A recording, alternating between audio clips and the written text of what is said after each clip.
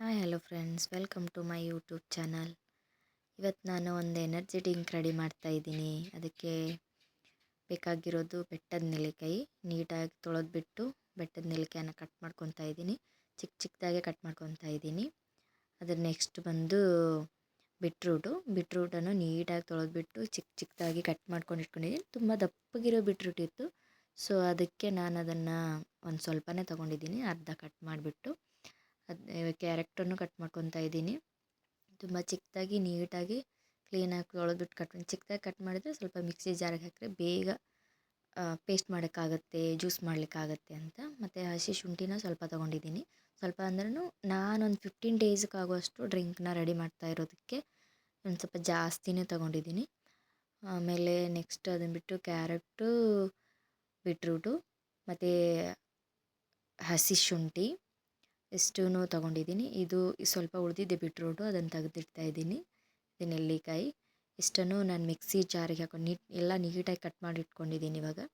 ಈಗ ನೆಕ್ಸ್ಟ್ ಮಿಕ್ಸಿಗೆ ಹಾಕೋದು. ಮಿಕ್ಸಿಗೆ ಹಾಕಿಟ್ಟಿದ್ದೀನಿ, ಸ್ವಲ್ಪ ಪೇಸ್ಟ್ ಮಾಡ್ಕೊಂಡಿದ್ದೀನಿ. ಇದು ತುಂಬ ನುಣ್ಣಗಾಗಬೇಕಂದ್ರೆ ಸ್ವಲ್ಪ ನೀರು ಯೂಸ್ ಮಾಡ್ಕೋಬೇಕು.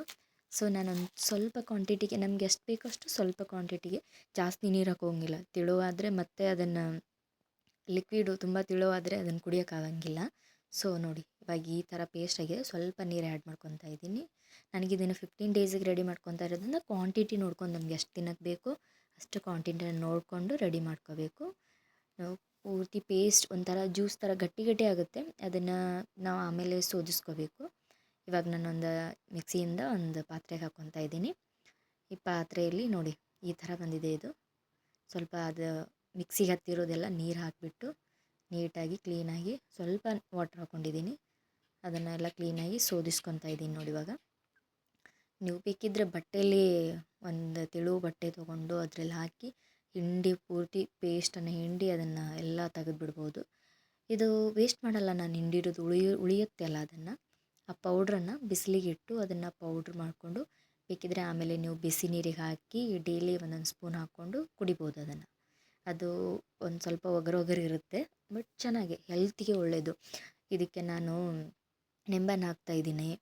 ಆಮೇಲೆ ಕರಿಮೆಣಸಿನ್ಕಾಳು ಪೌಡ್ರ್ ಹಾಕ್ತಾಯಿದ್ದೀನಿ. ಕರಿಮೆಣಸು ಅದು ಶೀತಕ್ಕೆಲ್ಲ ಚೆನ್ನಾಗಿರುತ್ತೆ.